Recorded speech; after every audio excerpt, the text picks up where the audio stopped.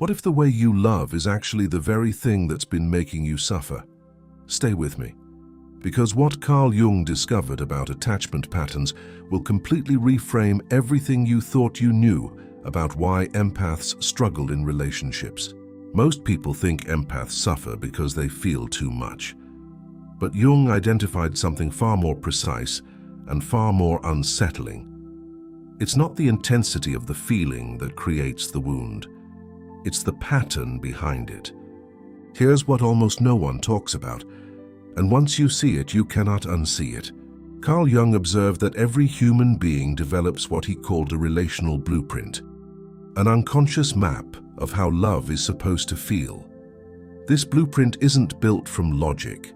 It's built from the very first relationships we ever experienced, the ones where we had no choice but to adapt, to perform, to shrink, or to overgive, just to feel safe. And for empaths, this blueprint carries a specific signature. Jung called it the wound of conditional belonging, the deep cellular belief that love must be earned, that presence must be justified, that care is something you trade, not something you simply receive. This isn't weakness. Jung was very clear about this. This is adaptation. Brilliant, sophisticated, survival-level adaptation. But here's where it becomes dangerous. Because when you've been trained, consciously or not, to believe that love requires you to do something, you will unconsciously seek out relationships that confirm that belief. Jung called this the repetition compulsion of the psyche. The unconscious mind doesn't seek happiness. It seeks familiarity, and if familiarity, for an empath, looks like chaos, emotional unavailability, or someone who needs saving, then that is exactly where they will keep arriving. Not because they're broken, but because the pattern feels like home. This is the part most people miss entirely, and what happens next will reframe everything. According to Jung's theory of the unconscious, we are not drawn to people randomly. We are drawn to people who carry what he called our unresolved emotional frequency. The empath who grew up feeling responsible for a parent's emotions will find themselves decades later in the same dynamic, now with a partner, a friend, a colleague. The faces change, the feeling doesn't. Jung described this as the psyche's attempt to rewrite an old story with new characters. The hope, buried beneath consciousness, is that this time it will end differently. This time, the love will finally be enough. This time, they will finally stay. But the story cannot end differently until the pattern itself is seen. And here is where Jung's insight becomes absolutely extraordinary.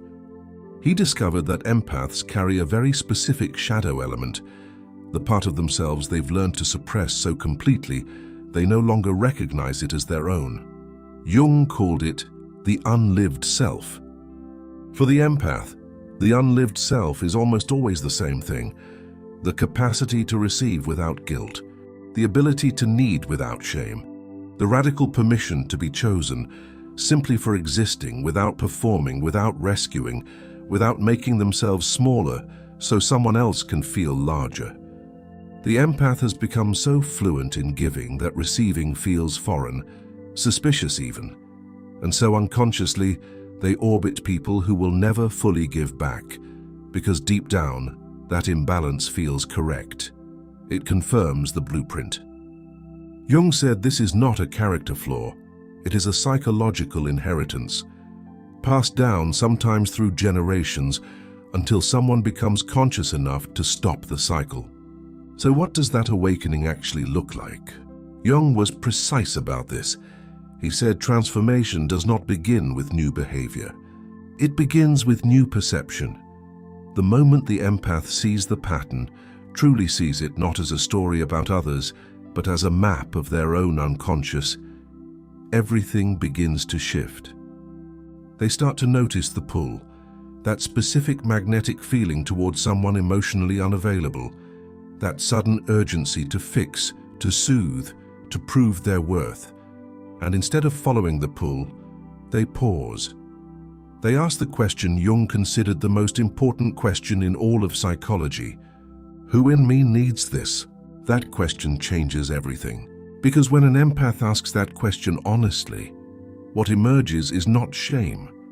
What emerges is the younger part of themselves that never received what they needed.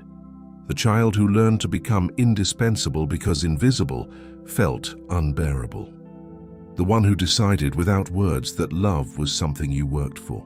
Jung called this meeting the integration of the inner wound, and he was unambiguous about its power. He said that when we bring unconscious patterns into conscious awareness, we stop being driven by them. We don't delete the wound, we metabolize it. We extract the wisdom and release the compulsion. And this is when the empath's entire relational world begins to reorganize. They stop mistaking intensity for intimacy. Jung was very specific about this distinction. Intensity, the push and pull, the hot and cold, the almost but not quite, activates the nervous system. It feels like passion. It feels like depth. But Jung identified it for what it truly is: familiarity dressed as chemistry.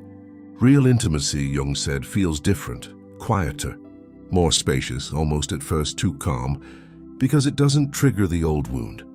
It doesn't ask the empath to perform or to rescue. And so the nervous system, trained on chaos, initially reads that safety as absence of feeling. The empath who hasn't yet done this work will leave that relationship, not because it lacks depth, but because it lacks the pattern. The empath who has done this work will stay and learn, perhaps for the first time, what it feels like to simply be loved. Jung believed that the most profound psychological shift a human being can make is the movement from unconscious repetition to conscious choice, not choosing from the wound, choosing from the self. The empath who reaches this point doesn't stop feeling deeply. They don't become guarded or cold or detached. They become something far more powerful. They become selective with their depth. They stop offering their full emotional world as an entrance fee to relationships. They begin to recognize that their sensitivity is not a liability to be managed. It is a gift to be protected, and the people they choose to share it with will know the difference. Carl Jung spent his life studying the architecture of the human psyche, and one of his most enduring conclusions was this: the pattern is never the problem. The unconsciousness of the pattern is. The empath who sees their attachment blueprint, who understands why they love the way they love, who meets the younger self still waiting to be chosen, that empath doesn't just heal. They become, in Jung's words, a conscious participant in their own life. And that is the rarest, most quietly powerful thing a human being can ever become. The pattern was never your fault, but once you see it, it becomes your responsibility and your freedom.